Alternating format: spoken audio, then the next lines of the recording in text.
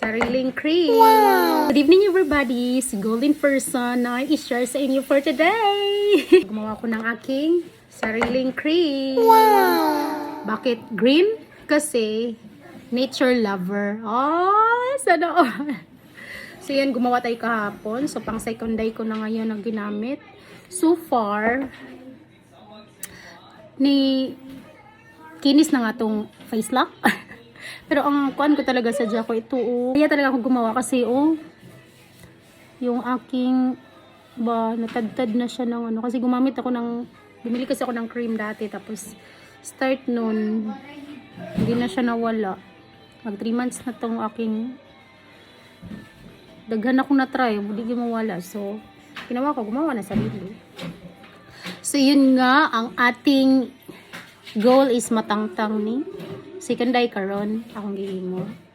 So yun, natagalan akong hanapin yung mga ingredients, kaya gahapon ko pa nagawa. Ayun. Ito naman, gumawa kasi ako ng sabon. Nagkalat siya. Ito naman, cream. So nilalagay ko to sa ref. Kuha lang ako ng konti pag nilagay, tapos balik ulit sa ref kasi wala tong preservative para dili makuanan og bacteria ba. Kailangan yung ating takip, kailangan may sealed siya. Pag ganito na walang preservative, ang lifelong lang nila ay 1 month. Pinakamatagal na yung 1 month. So, kailangan within 1 month, maubos natin to. Pag hindi maubos, itatapon na. Sayang, pero no choice kasi hindi na siya pwede. So, ang ingredients nito from the garden. Ang ingredients, turmeric, yung tanim kong turmeric, tapos moringa. Malunggay ba? Kamunggay, sa Bisaya, kamunggay. So, manang greenish siya. Sumulutaw yun ang pagka-green. Ang strong ng color na green. So, yan, nature. Color ng nature green, diba? Kita ko sa inyo, guys. O, diba? Ganyan yung color niya kasi wala tong preservative na kahit ano. Tapos, ang color niya kay galing sa moringa. Kaya may pagka-yellowish siya kasi nga dahil din sa turmeric. So, dili kay siya ingon nga green jug kaayo kay na amay turmeric. So, na pagka-yellow-green. Ganun. Tingnan nyo. Tama ba? Yellow-green?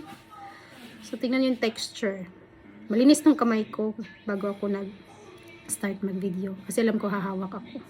Kailangan pag humawak kayo, kailangan malinis. What? Kung hawakan nyo, malinis dapat ang kamay para dili magkaroon ng bacteria. So, yan. Kita ko sa inyo. Oh. Ganda. So, second day na itong gamit karon. So, tinatry ko talaga to siya kagabi. Tapos, sa kamay muna bago sa mukha. Baka kasi mag-react or unsa baron. Okay naman siya within 15 minutes. So, nilagay ko na sa mukha ko kagabi. So, far okay siya. Tapos, nag-dry ng aking mga pimps. Sana may effect. Pag hindi, try another new ingredients. Lagay tayo sa mukha.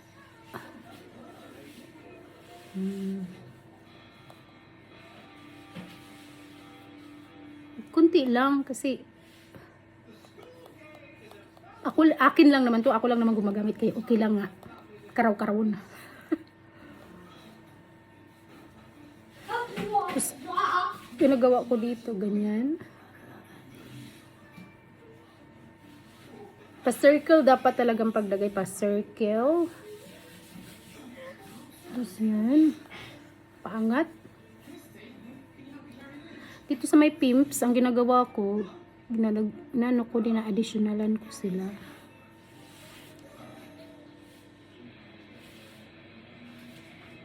So yan.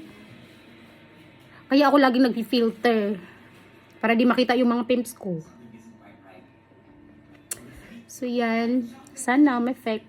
Yung sabon ko, hindi ko pa rin mahanap yung tamang ingredients ay kainis kasi nanap ko talaga yung binilhan ko dati ng mga ingredients.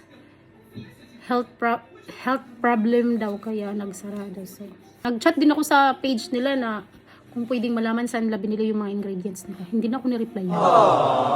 Mag-ano na lang tayo, sariling sikap, hanapin talaga kung saan, kung ano yun. At least, pinaghirapan. Sumakit na nga yung ulo ko. Matagal-tagal din akong naghanap ng mga ingredients na panghalo nito. So, yan. So far, Ang kinis-kinis na biyak no. Nigwapa-gwapa na ako gamay. Wow. Sana all. So, update within 7 days. Kung mag-work ba. Ang pangit pag masyadong marami. Kailangan konti lang talaga para mabilis mag-dry. Dry, parang hindi masarap pag-dry.